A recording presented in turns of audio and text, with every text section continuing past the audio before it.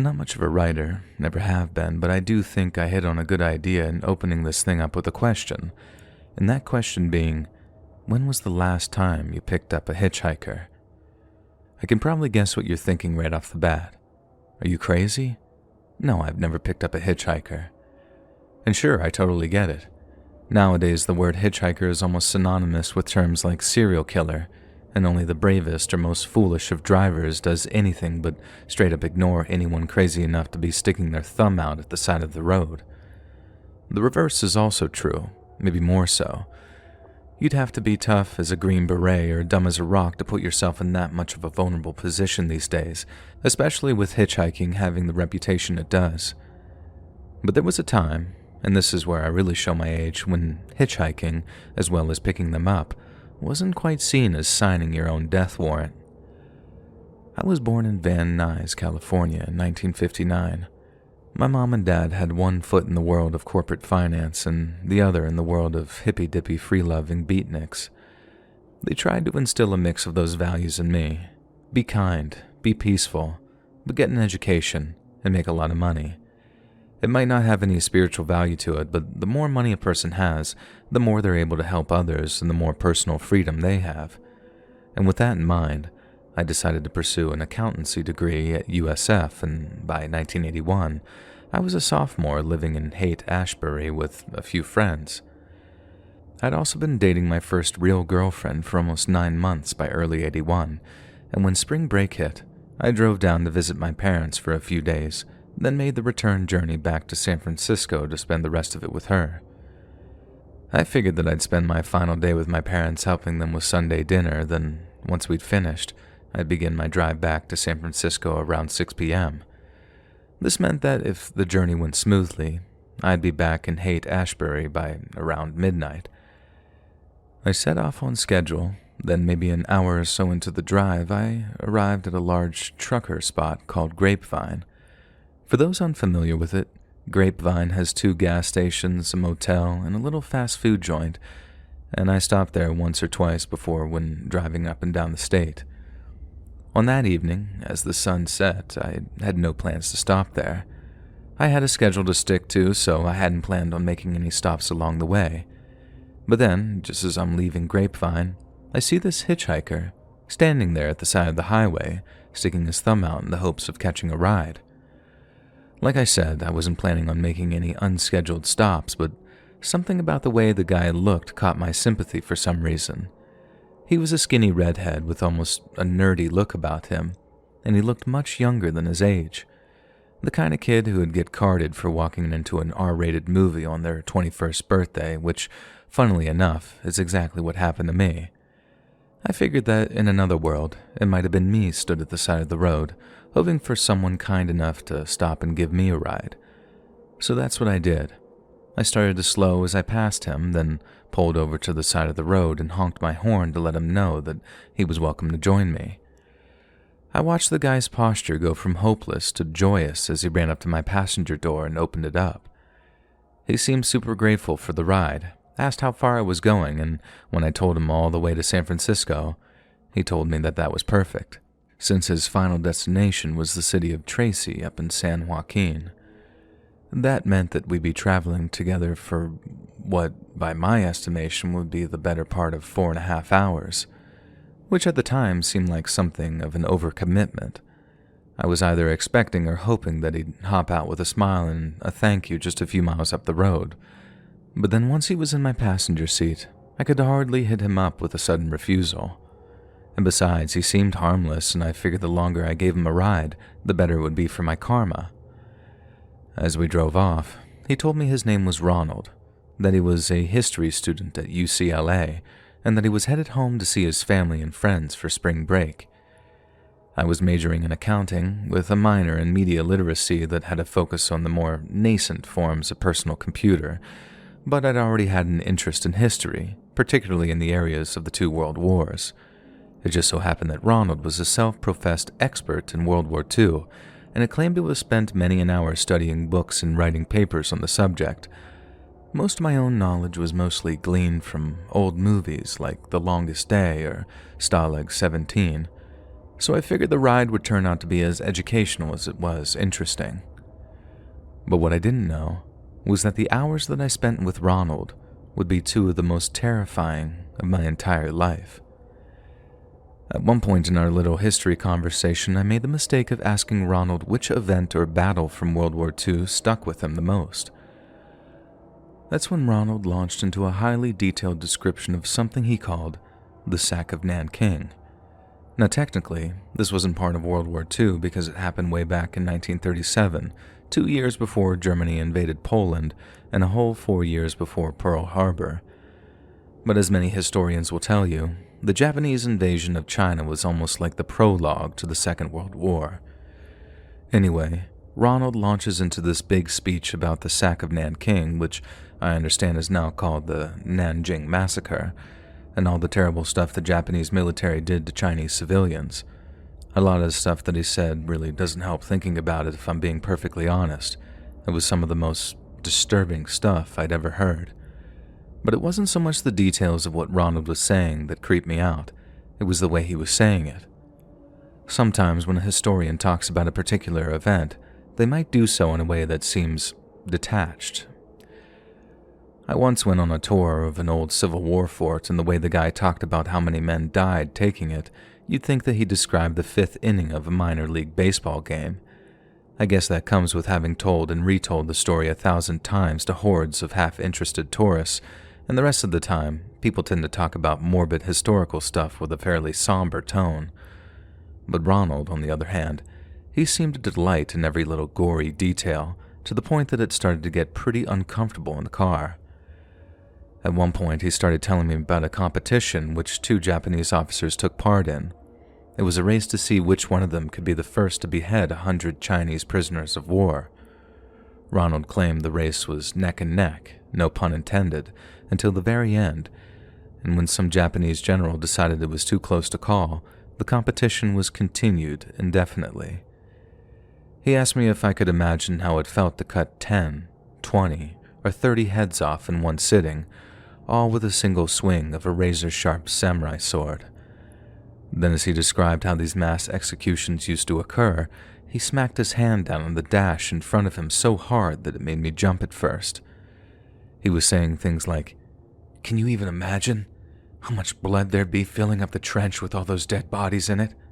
All while you're like bang, bang, bang." In the end, I had to say, "Okay, Ronnie, I get it. It was rough." And I made the mistake of taking my eyes off the road to look at him just to make my point a little clearer.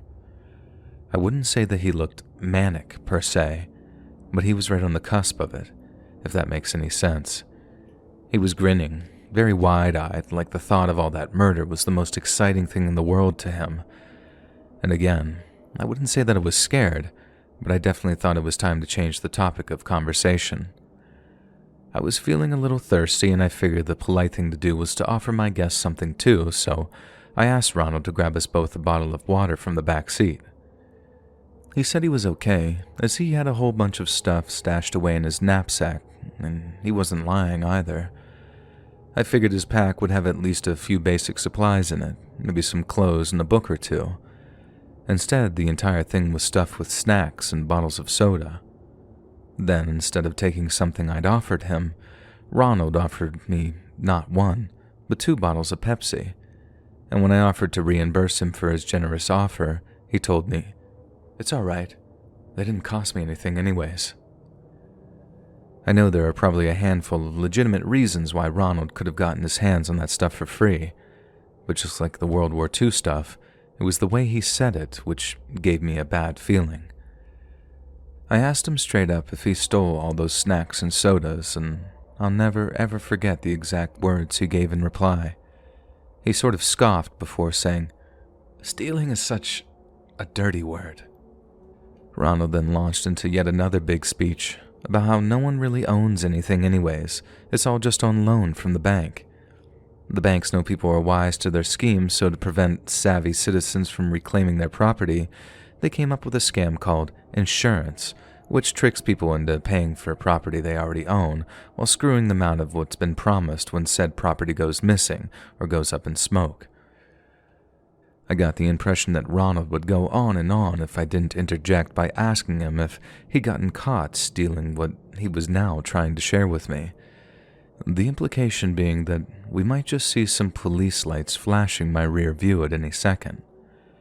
And that was the first time Ronald got angry with me. He turned in his seat, and I didn't need to meet his gaze to know that he was staring daggers at me. He then asked me in a very aggressive manner if he looked like the kind of idiot who'd get caught stealing sodas. I gave him the most honest answer I could and told him that he didn't look like the kind of person who stole at all, period. I wasn't trying to flatter him or placate his anger. It was the God-honest truth. Ronald continued to stare at me for a few moments and then burst into a wheezing laughter before saying, "Maybe that's why I get away with it so much." And what happens when you don't get away with it, huh? What happens then? It wasn't a confrontational question, more a suggestive one. But instead of launching into some sophistry, Ronald simply reached into his backpack, pulled out a revolver, and then said, "I show him this." I realized that for many people, they would have realized what a mistake they'd made right around the time Ronald started talking about chopping off heads. Call it idealism or sheer naivety, but I had to see that gun before I realized how bad I'd messed up by letting this guy into my car. Petty larceny is one thing, but unless that was a starter pistol in his hand, the risk level had just shot through the roof. I guess it was a moment of wishful thinking, but I asked Ronald if his gun was real, and the question prompted the kind of response you might expect by now. He acted offended, emasculated even, and even went to the effort of showing me the bullet that he'd lodged into the thing's chamber. I knew then that somehow I had to get him out of my car. The only question was how to do that without making him angry enough to do something stupid. We drove along in silence for a while, and then Donald asked if I was nervous because of the gun. Once again, I just gave him an honest answer and told him yes, that obviously having a loaded gun in the hands of an almost total stranger sitting next to me made me nervous. Ronald thought that was hilarious, but when I didn't see the funny side, he seemed to have a moment of genuine remorse. He explained how he didn't have a problem with me and that he appreciated me giving him the ride. He then claimed he'd only showed me the gun to impress me and that he'd only been kidding about stealing all the snacks and sodas. I didn't believe a word of it, or at least I'd already decided that I didn't like him and that I wanted him out of my car. But again, I knew that a confrontation would not be wise. We drove another mile or two in complete silence until Ronald once again reached into his pack to pull something out. "Kinda tense in here. This should do the trick," I remember him saying almost to himself, and then when I looked to see what he had in his hand, I saw a cigarette. But not the kind out of a pack, the kind a person rolls on their own. He asked if I minded if he smoked, and I took the path of least resistance in replying no. I knew it probably just wasn't tobacco in that cigarette, but I told him that as long as he cracked a window and didn't burn any holes in the upholstery, as it was technically my dad's car, he could do whatever he pleased. I was a college student in San Francisco. I'd been around a lot of Mary Jane, but when Ronald lit up his smoke and exhaled a big cloud of smoke, I knew right away that it wasn't marijuana. I dreaded to ask the question, but I did. And when the reply came, it was worse than I imagined. "PCP," Ronald told me, and then said something like, "Now don't freak out, it's just a little." I didn't care if there was only a single grain of PCP in that thing. I'd heard enough to know that it did some very scary stuff to people.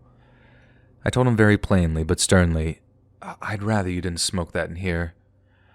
But Ronald simply replied, "It's too late," and began giggling to himself before taking another drag. At this point, I'm actively plotting ways to get him out of the car. I considered faking a breakdown, but he seemed just a little too smart to fall for something like that.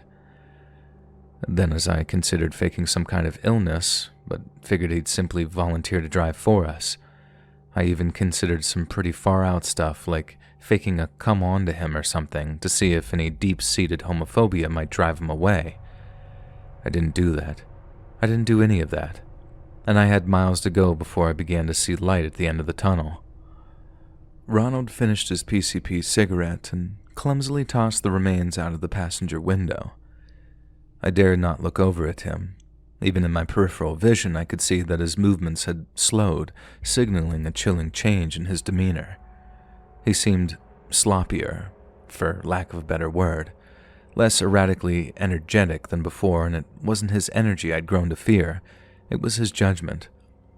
And when he suddenly reached down into his backpack again and asked me, "Have you ever seen The Deer Hunter?" I just about felt my blood turn cold. For those of you that don't already know, it's fair to say that the movie The Deer Hunter is famous for one thing, and one thing alone: Russian roulette. The two climaxing scenes of the movie, which I had in fact seen, involved Robert De Niro and Christopher Walken pulling out a loaded gun and putting it to their heads, and hoping the chamber is empty when they pull the trigger. In both scenes, Vietnamese guys are betting on who's going to die. In the first scene, Bobby and Chrissy ambush their captors and they escape. In the second scene, well, no prizes for guessing what happens to poor Christopher Walken. I can't even begin to describe the kind of terror that I felt as Ronald opened up the chamber of his revolver, jimmied out every bullet except one, and then closed it again before asking, "Want to play?" I asked him if he was crazy, but it felt like a redundant question, and all he did was laugh as he slid sideways in his seat, leaning his back up against the passenger side door. I looked over at him, and he looked out of it, but as he raised the revolver and put it to his forehead, I couldn't watch anymore. I mean, I had to watch the road anyways, but my God, I just instinctively knew not to look if what I thought was going to happen happened. I just remember shouting, "It's not funny, Ronald. Stop it."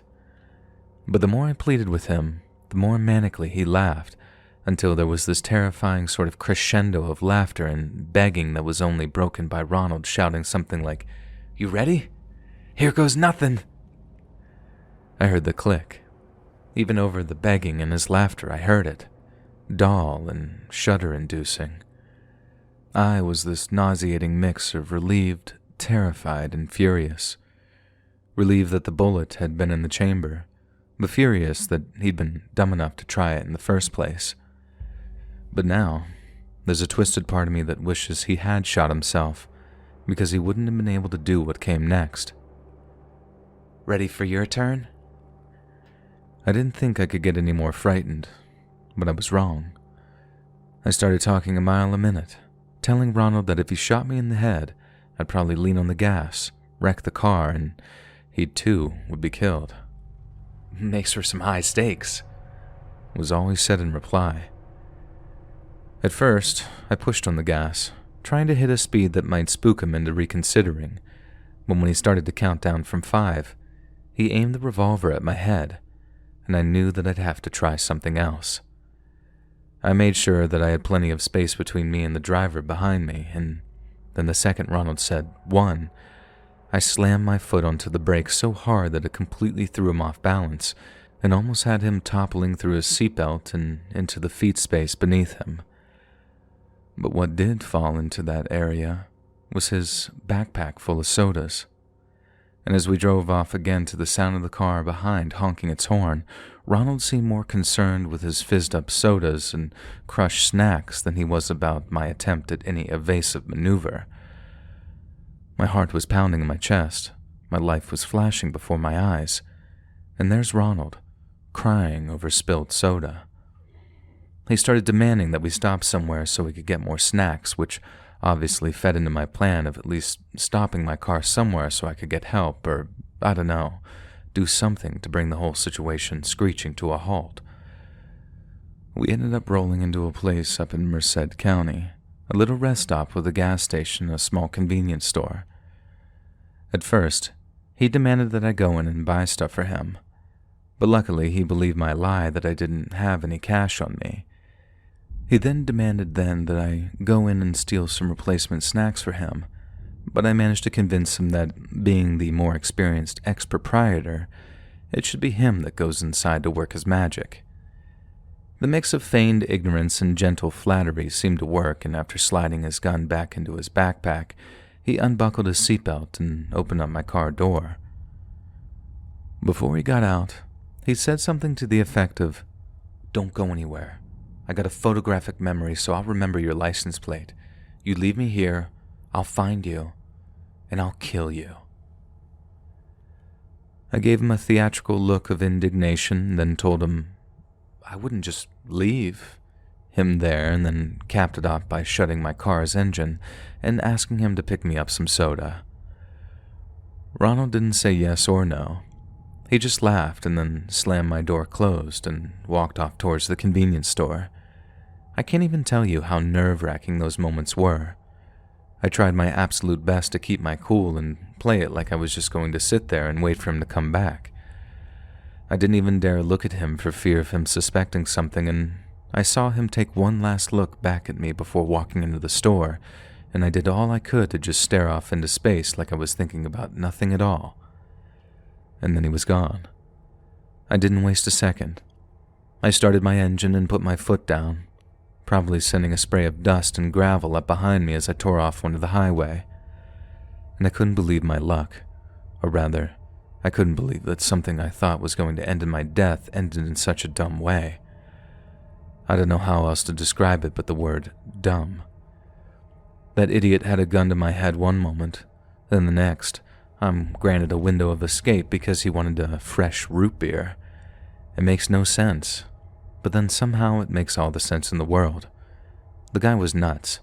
Straight up out of his mind, 3 sheets to the wind crazy. And he was crazy before he smoked a ton of PCP, or whatever it was he was smoking. And I don't believe for a second that it was just a little, as he claimed. The car reeked of chemicals while he was smoking, so whatever it was, it felt like a lot. Anyway, after whooping and roaring in celebration for a minute or two, I pulled off at the 5 and then drove up the 165 towards a town called Los Baños. I figured there'd be some kind of law enforcement infrastructure there, and I was right. And then when I rolled into their shop, boy did I have a story to tell. And not only did I have the story, but I had Ronald's backpack to somewhat corroborate what I was saying. Ronald never did track me down, presumably because he went to jail shortly afterwards. I wouldn't possibly be able to guess how long for. Presumably that depends on just how many sodas he stole or how many others he pointed his gun at. All I know is I had one hell of a story to tell my girlfriend when I got back to San Francisco.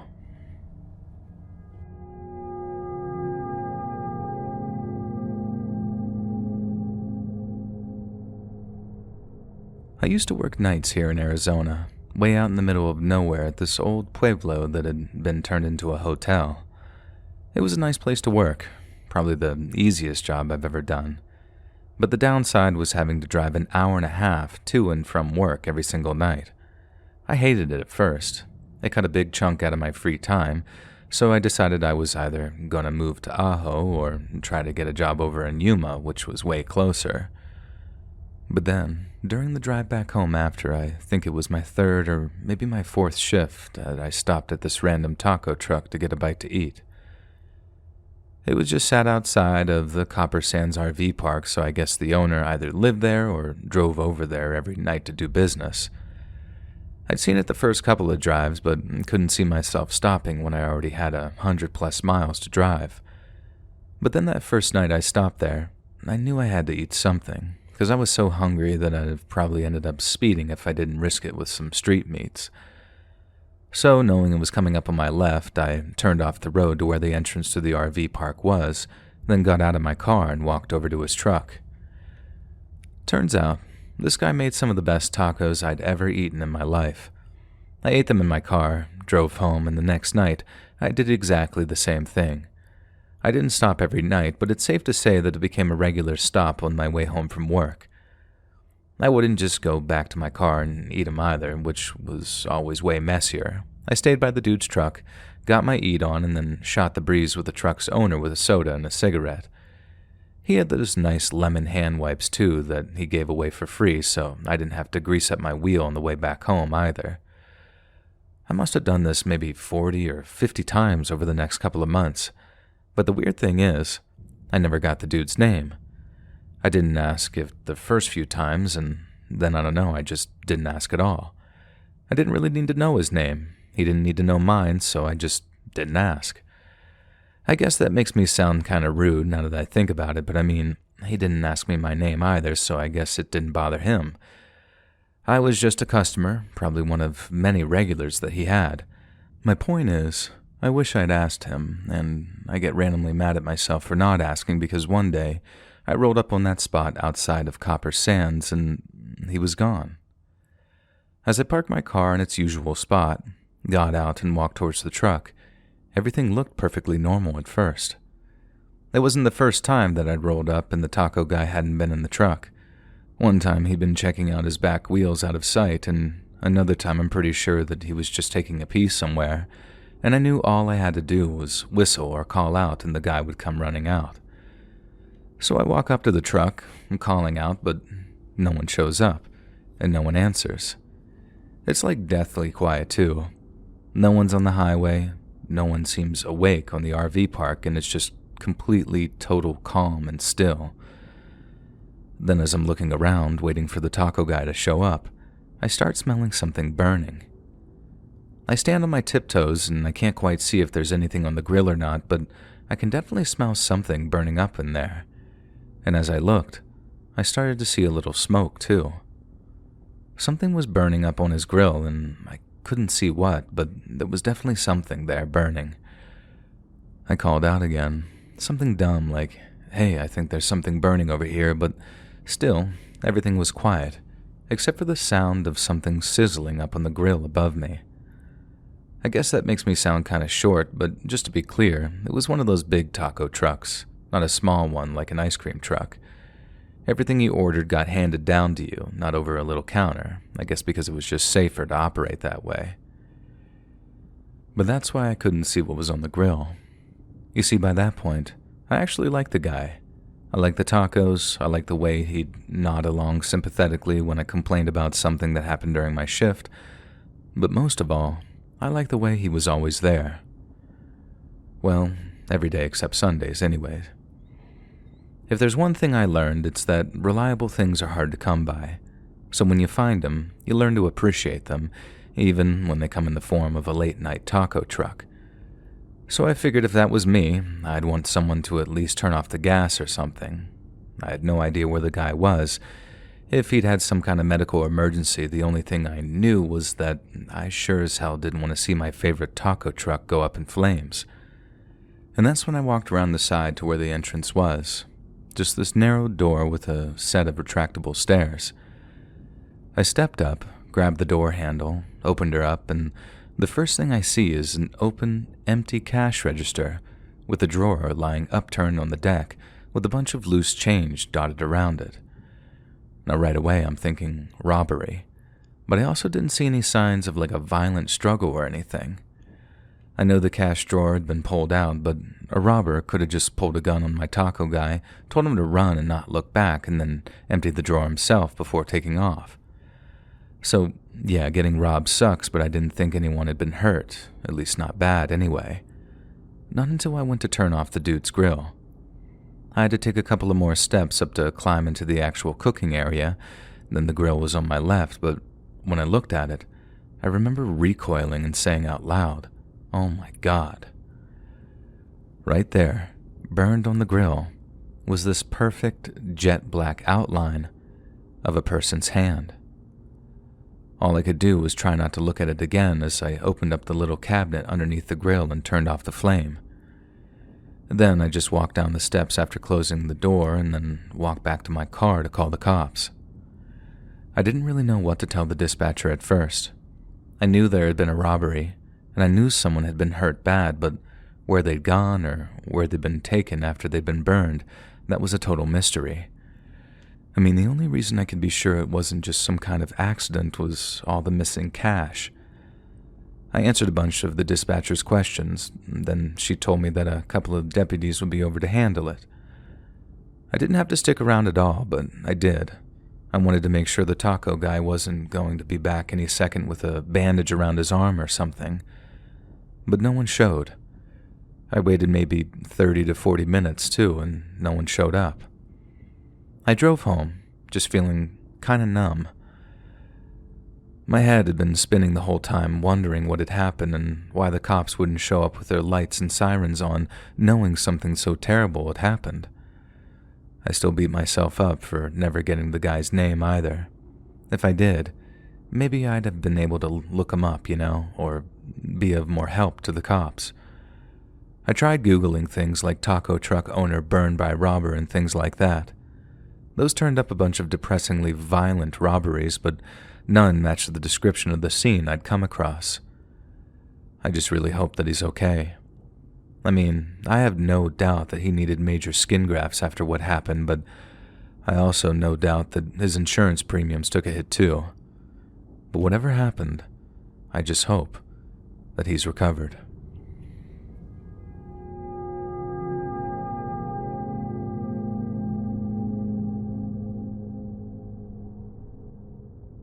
Hi Joel. My name's Jamil, but my mates just call me Jay, and I'm from a place called Handsworth in Birmingham in the UK. Yes, same city as Peaky Blinders. I'm a big fan of the channel, and since Christmas is coming up, it reminded me of a story my dad told me a few years ago. It's a story of two parts in a way. The first part is us finding out what happened in the first place, which was big drama, but not as interesting as the event itself, so I'll dive in, and I think you'll see what I mean. Back in 1983, my mom and dad were still brand new parents, and I wasn't even out of nappies yet, so my mom mostly stayed at home to look after me. Mom couldn't work, and dad was still on crap money, so he ended up getting a part-time job as a DJ.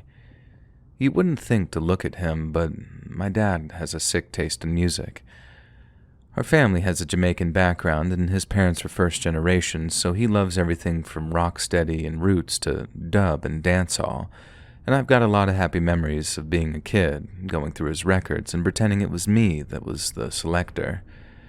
Anyways, he gets offered this gig playing a party over in West Brom, which is only a couple of miles down the road, so he accepts, drives over, does the gig, and then starts driving back. It's about 1 in the morning, and he's just gone past the roundabout on Kenrick Way when he sees a flashing blue light behind him. He looks up his rear view and sees a copper on a police bike behind him, white helmet, high-vis jacket, all that stuff. So he pulls over to the side of the road, turns his car off, and waits for the copper to come up to his window and tell him why he's been stopped. So my dad's sitting there, looking into his right-hand wing mirror, watching as the copper parks up behind him, gets off his bike, and then starts walking towards his window. But then the closer the copper gets to my dad's window, the more my dad starts thinking that something isn't quite right. For start, motorbike cops like that mostly stuck to motorways so they could respond to big car crashes faster. Then secondly, cops are supposed to have something on the front and the back of their uniforms that make it clear that they're policemen. But then instead of little patch over his heart saying police, there was nothing there. It looked like the kind of jacket a builder might wear or something. Then on this guy's feet, he didn't have boots on, he had all white trainers. By the time he clocked all that about the bloke, my dad's thinking, hang on, this isn't right at all. But then right as that thought pops into his head, he sees this copper, who's not a cop at all, reaching into his pocket and pulls out what looked an awful lot like a gun. My dad said that he did the only thing that came to mind. He reached for his keys, started his engine, and while sinking as far down into his seat as he could, he put his foot down. As he's taking off, he says the front seats just exploded in a shower of glass as his front and driver's side windows got taken out by the guy's bullets. He only sits up again when he's almost at the turnoff to Birmingham Road, and it's only when he turns right off of Kenrick and has to turn his steering wheel all the way and back again that he can just feel there's something wrong with his shoulder. He makes it all the way to the Hawthorns before he has to pull over because, by that point, he's noticed how badly he's bleeding from the bullet that's gone through his shoulder, and he's terrified that he's going to bleed to death or something. He ended up getting out of his car, flagging down the next one that passed him and getting a lift to A&E at Sandwell Hospital, which is where he found out just how lucky he'd been. If the bullet had hit him a few inches further down, it could have done fatal damage to his heart, or he'd probably have bled to death before he could even get out of his car to flag another one down. Obviously, because he needed surgery, the hospital kept him for a few nights and the police asked him questions from his bed. The first visit was all questions. The second one included telling him that his car, which he'd basically just abandoned near the Hawthorns, had been found. Someone had found it and set it on fire. Because of that, the coppers who came to ask him questions started asking things like, "Are you involved in organized crime?" and "Is there anyone you've angered recently enough for them to want to hurt you?" And to each of these quite accusing questions, his answer was no every time. Something you gotta know about my dad for this to all make sense is that apart from his taste in music, he's basically a massive nerd. He was interested in computers growing up, got an IT job, and kept himself squeaky clean when he was a teenager. He was never involved in any kind of gangs or drug dealing or anything like that, which, to be fair, Handsworth has got quite a bad reputation for. The only thing he could think of, which could have possibly rubbed anyone up the wrong way, was having to turn down a song request at the party he'd been playing that night. Dad said a fella had come up to him, asked for some proper aggro dub track, and when my dad told him that he didn't have it, the bloke started giving him this death stare before he finally walked off. Dad's set continued without any further confrontation, but he'd said he caught the bloke staring at him across the hall a few times, just staring and kissing his teeth and all this other hard man stuff. Dad finishes his set, packs up his gear, and the bloke had plenty of opportunities to come up and have a go, but he didn't. Then the next thing, Dad's getting pulled over by a fake cop and gets shot in the shoulder. My dad said that he only really put it together then, and that was only because the police seemed very interested in the details of what Dad believed was nothing more than a minor confrontation. Dad gave them a description of the bloke.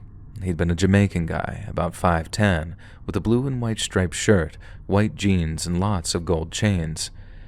Dad also said that he was still in the dance hall when he packed up and left, and he looked legless drunk too, so there was no way that he was hopping on a motorcycle and following him.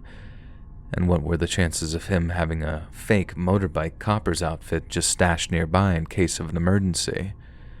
But like I said, the pennies started to drop as he described the guy from the dance hall, and a few days later, one of the coppers all but confirmed his worst fears. Basically, the police thought that the bloke that he'd had that little confrontation with in the dance hall was a yardie. And lots of people know about yardies because of Grand Theft Auto. Nico's mate Jacob is a yardie, and you do some missions for them, and aside from that, I suppose they're famous for the same way the Yakuza and Triad are famous. They're not as famous as the Italian or Russian mafias, not by any stretch, but I suppose crime families get a reputation all over the world for a reason. Anyway, back in the early 80s, lots of Jamaicans started coming over to the UK. There had been a trickle since the 1950s, which is when my grandparents came over, but the late 70s and early 80s saw loads more unemployed Jamaicans coming over to the UK to make better lives for themselves.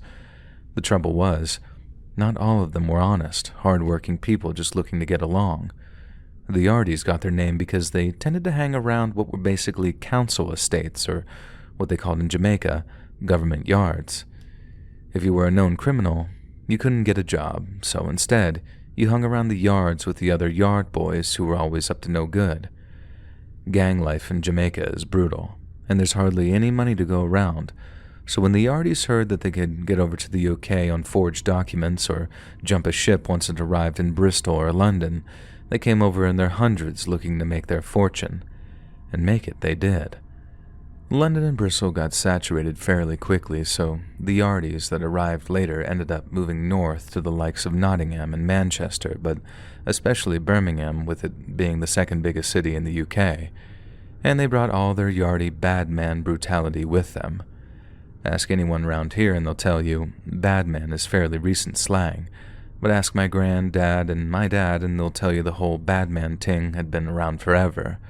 Jamaican culture is very macho as it is, and the Yardies took the whole culture and ran with it, until the whole point of being a bad man Yardie was being the coldest, cruelest gangster you could be. I've heard stories of Yardies shooting people dead just for giving them a funny look, so it made sense that the one my dad ran into would want to have him shot for being disrespectful. And to a Yardie, anything that wasn't perfectly to their liking could be seen as disrespectful. One of the policemen my dad dealt with basically told him that they thought his shooting was connected to a handful of others that happened around Handsworth and West Brom, and that any help my dad might be able to give him would potentially bring them a step closer to solving quite a few other unsolved shootings. Dad told them everything he could, more than once too, but weeks turned into months, and we never heard from the police again. As far as my dad knows, they never caught the bloke who shot him, and for a while, he was worried they'd come back for him. Police advised him not to go around West Brom for a while, but without his car, he wasn't going anywhere that wasn't on a bus route anytime soon. Time went on, and after a while, Dad stopped looking over his shoulder, and his wounds healed. He still can't lift his left arm above his head, but other than that, he's perfectly mobile.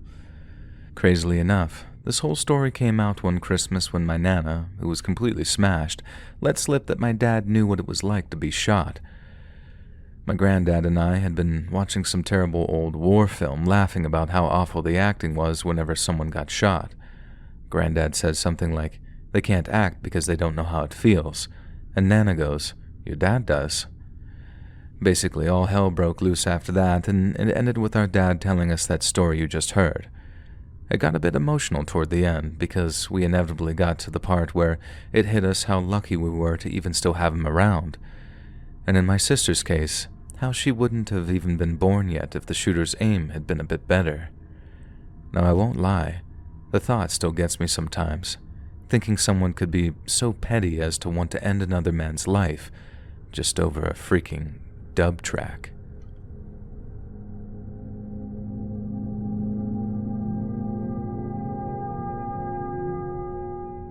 The single scariest thing that's ever happened to me happened on a routine drive home from work back in 2009.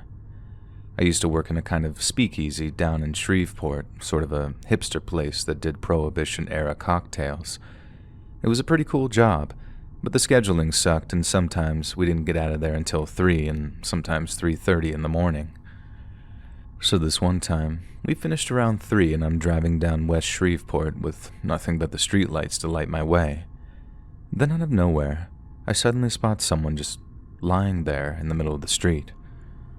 From what I could tell, a dude was just splayed out, starfished on the blacktop, so I slowed down, swerved so as not to hit him, and then peered out of my driver's side window to get an idea of what was wrong with him.